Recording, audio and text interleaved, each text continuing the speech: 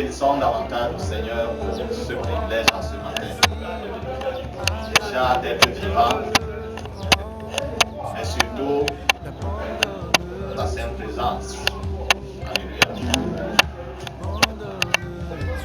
Qui nous permet de pouvoir ainsi passer ce moment de grâce. Pendant que nous avançons, nous n'allons pas oublier de saluer nos très chers téléspectateurs qui suivront ce message par la suite. Pour davantage renforcer ce temps que nous disposons à Dieu, c'est un temps de bénédiction pour nous. Alléluia. Parce que nous lui permettons d'accomplir dans nos vies ses desseins éternels. Par sa grâce, nous allons continuer à nous édifier sur le thème que nous avons entamé ou introduit dimanche passé sous une interrogation que le Seigneur nous interpelle afin que chacun d'entre nous puisse se regarder lui-même et se réaliser. Alléluia. Le thème était: quelle est ta véritable identité? Et nous disons ici que ce n'est pas l'identité physique. Comme nous sommes au Cameroun, automatiquement nous sommes Camerounais. Ou alors nous sommes résidents au Cameroun. Mais si le Seigneur nous interpelle à vérifier quelle est notre identité spirituelle, parce qu'en effet c'est l'identité spirituelle d'une personne qui importe. Elle peut avoir toutes les identités du monde, partant d'un pays à un autre selon les constructions de ces pays. Quand tu as fait peut-être 10 ans, on dit non, ok, il est resté depuis 10 ans, donnons-lui la nationalité, ou depuis 20 ans. Bref, tu vas avoir toutes ces identités du monde. Mais l'identité spirituelle, c'est elle qui prévaut au-dessus de toutes les autres identités. Alléluia. Compris également que l'identité physique, on peut la changer très facilement. Mais l'identité spirituelle, on le change soi-même. Il n'y a que Dieu qui soit capable de changer l'identité d'une personne. Et nous avons évolué comprenant que nous avons été créés à l'image selon la ressemblance de Dieu. Ce qui veut dire que nous avions l'identité de Dieu. Quand Adam a été créé, au moment où la faute a été commise, la désobéissance que Dieu a nommé le péché, et cette désobéissance a apporté une décadence, une déchéance dans le processus de Dieu. Et bien entendu aussi dans cette identité que Dieu nous avait donnée.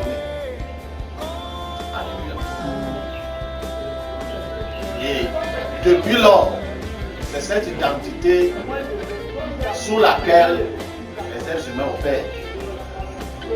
C'est vrai que Dieu, dans sa grande bonté, dans sa miséricorde, avait promis au libérateur d'accomplir sa promesse par la venue de Jésus-Christ, son Fils sur cette terre, pour le salut de l'humanité et pour donner la possibilité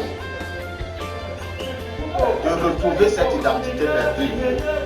Et le Seigneur a accompli sa part. Alléluia. Amen. Il reste aux êtres humains de pouvoir s'aligner à ce Dieu ne force personne. Et tel que nous avons un dernier ressort dans le chapitre 5 de la Genèse, où nous voulons revenir ce matin. Genèse au chapitre 5. Matthieu 1er vers jusqu'au verset 3.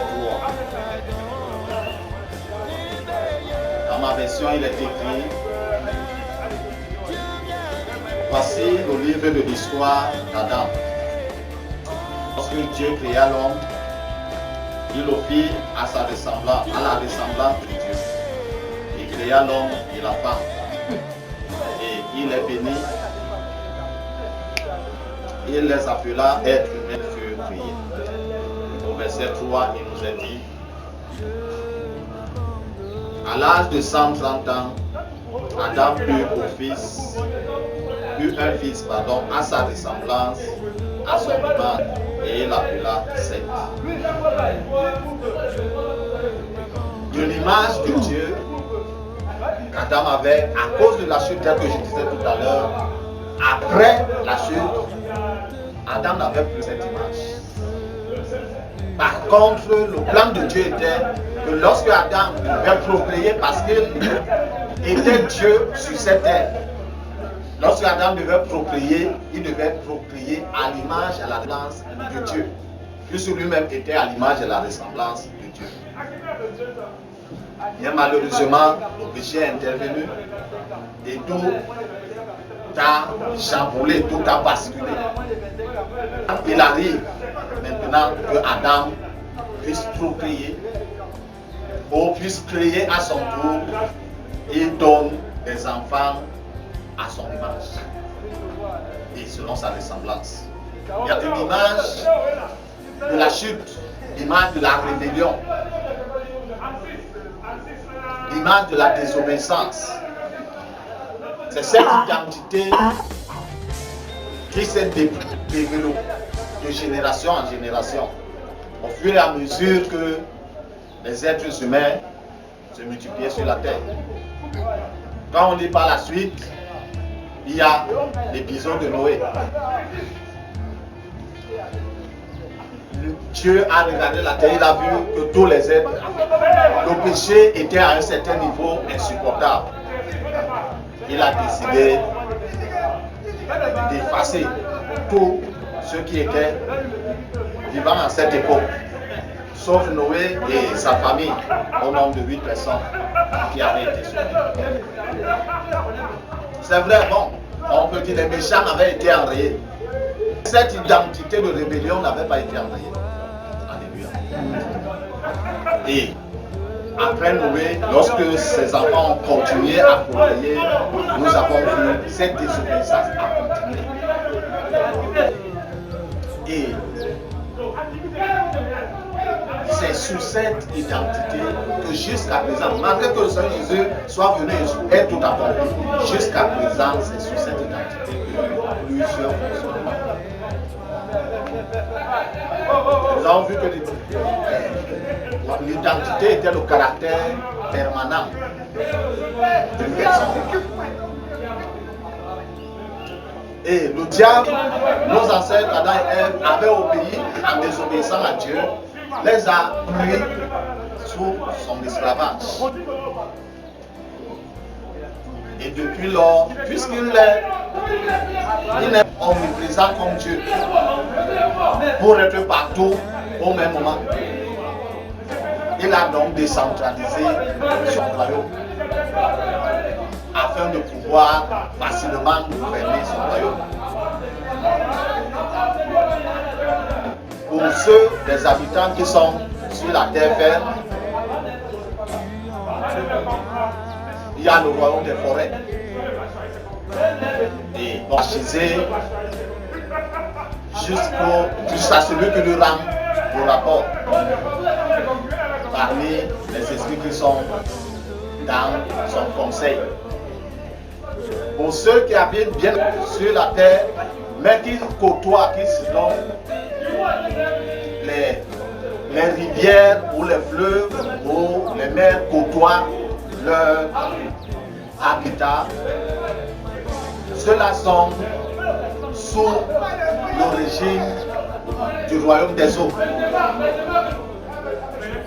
Et pour ceux qui habitent bien sûr sur la terre ferme, mais dans les régions élevées, dans les montagnes, sont sous le régime des esprits des montagnes. Et nos ancêtres, depuis Adam qui ont, où la déchéance a commencé, Et ayant perdu le contact avec Dieu, ils ont cherché un autre contact. Alléluia.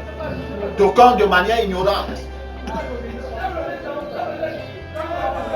Bon, dans leur imagination, ils se sont dit, en fabriquant ceci, bon, c'est peut-être Dieu. D'aucuns se sont dit non. Quand ils ont aperçu le lion, ils ont dit non. Ça, c'est un animal redoutable. Fait leur Dieu.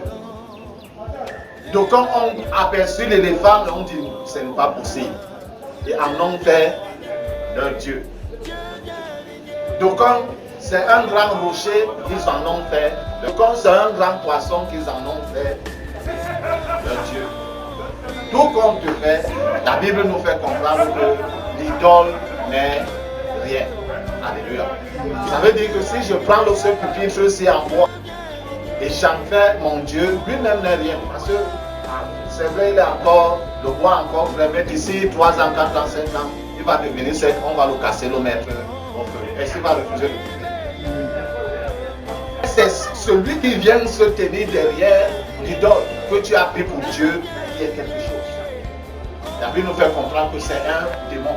Donc pendant que tu dis, oh mon Dieu, tu es en train d'apprécier ce démon qui a un certain grade, qui est relié à un autre démon qui a un grade supérieur à lui, qui est relié à un autre démon qui a un grade supérieur et relié jusqu'à atteindre leur maître. Ça veut dire que ton adoration est en train d'atteindre Lucifer.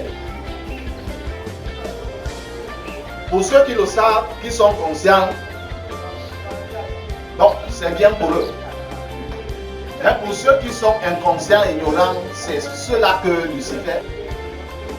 Parce que si tu es malade et tu ne connais pas que tu es malade, et là tu es à l'hôpital pour qu'on te consulte, pour consulter un médecin pour qu'il puisse t'examiner, tu n'iras pas parce que tu ne sais pas malade.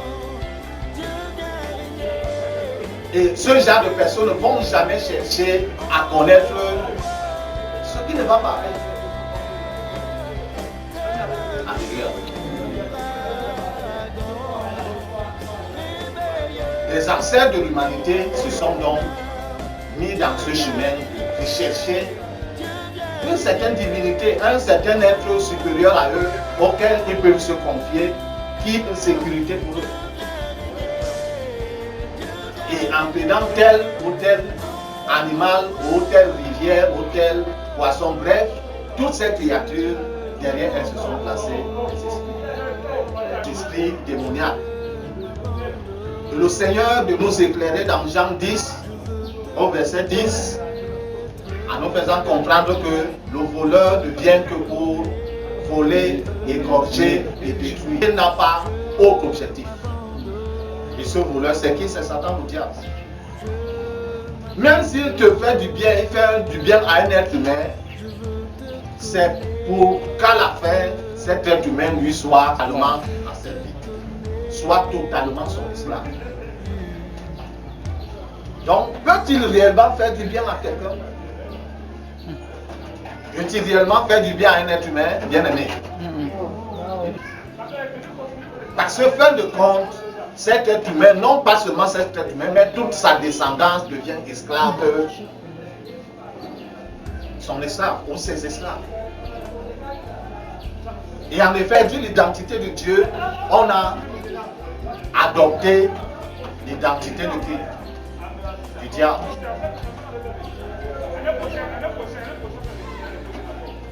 Et c'est cette identité qui opère.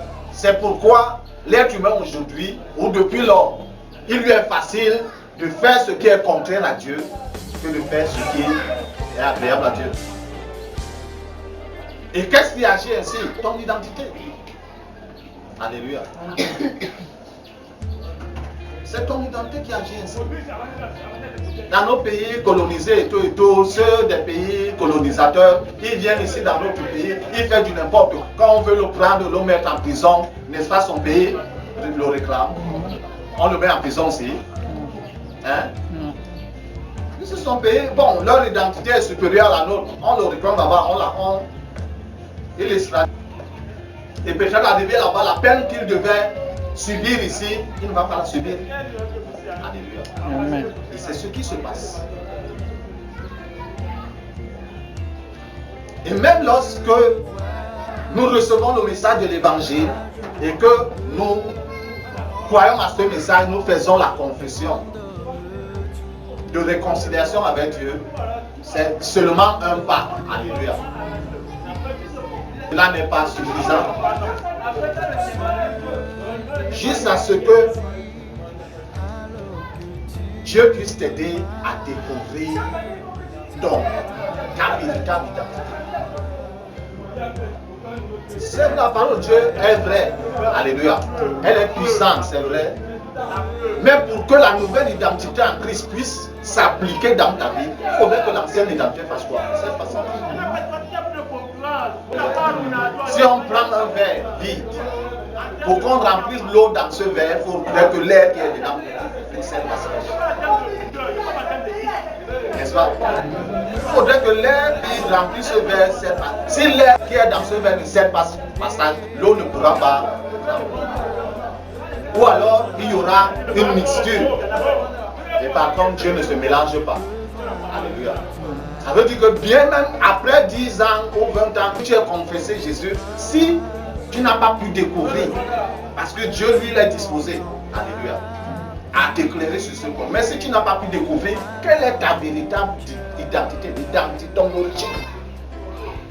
Pour dénoncer cette origine et t'en séparer, la nouvelle origine ou la nouvelle identité aura de la peine à s'épanouir. Et c'est le problème que nous avons. Parce que quand nous lisons les Saintes Écritures, nous faisons des déclarations telles que, oh, comme l'apôtre Paul a été aux Corinthiens dans la deuxième épître, au chapitre 5, verset. Si quelqu'un est en Christ, il est une nouvelle créature. Les choses anciennes sont passées, toutes choses sont devenues nouvelles. Cette parole de Dieu est vraie. Mais est-elle vraie dans ta vie? Alléluia. L'apôtre Paul a écrit seulement. Mais les autres choses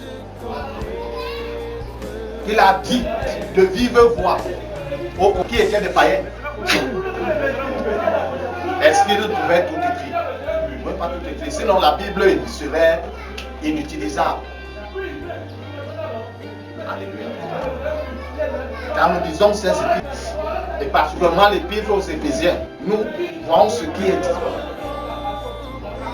Parce que selon l'histoire, Éphèse était un centre ésotérique, très redouté en cette époque. On prend même les petits enfants, à partir du moment où l'enfant commence à parler, on commence à lui enseigner à faire des incantations.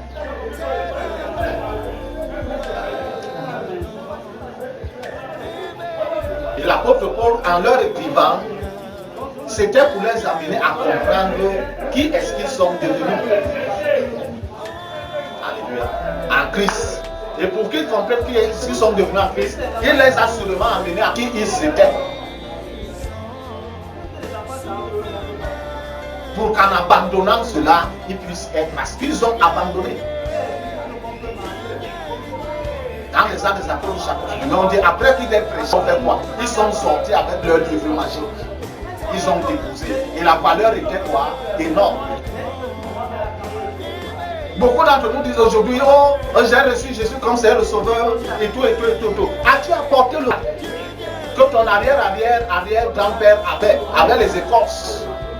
Papa du salut, et qu'il a donné même jusqu'à ton père qui est décédé, et qui avant de décéder t'avait donné mon frère. C'est notre héritage. Apporter cela pour prendre eux, parce que les livres magiques là avaient été brûlés. Alléluia. Bon, de surcroît, donc, je mets par exemple 3 ans, 4 ans, 5 ans, 10 ans dans l'église ou 15 ans, bon, on le prend, on le met à genoux devant l'assemblée, on lui verse l'huile sur la tête, on dit qu'il est devenu pasteur. Ou bon, n'importe quel office.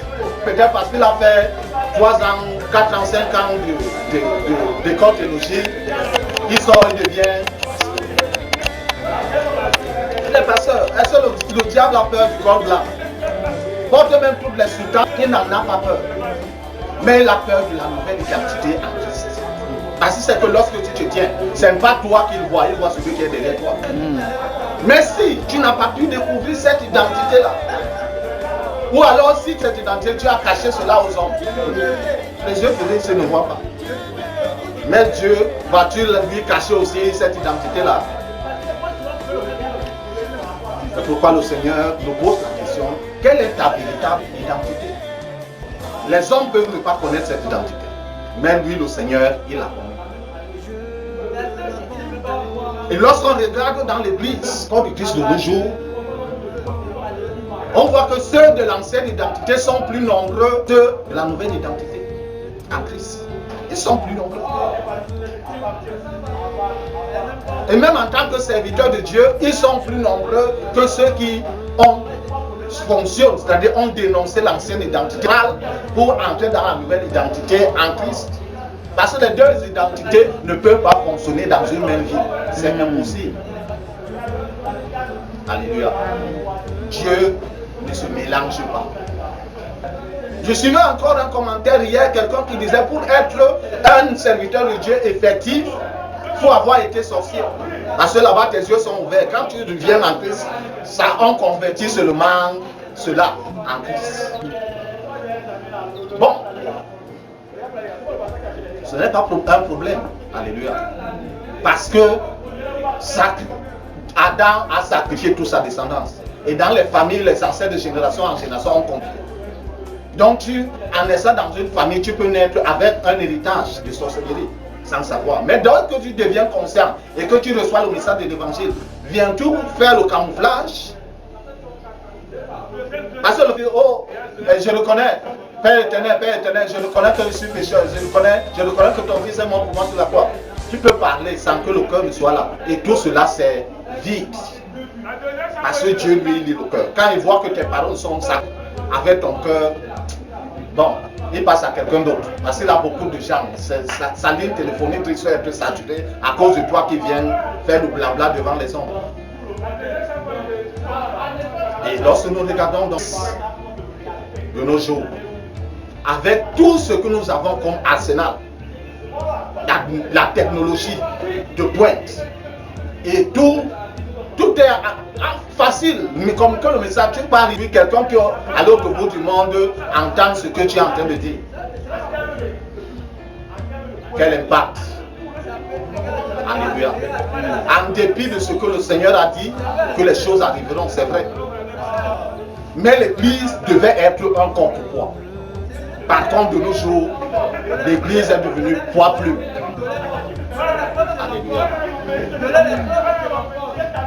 Il est devenu poids plume.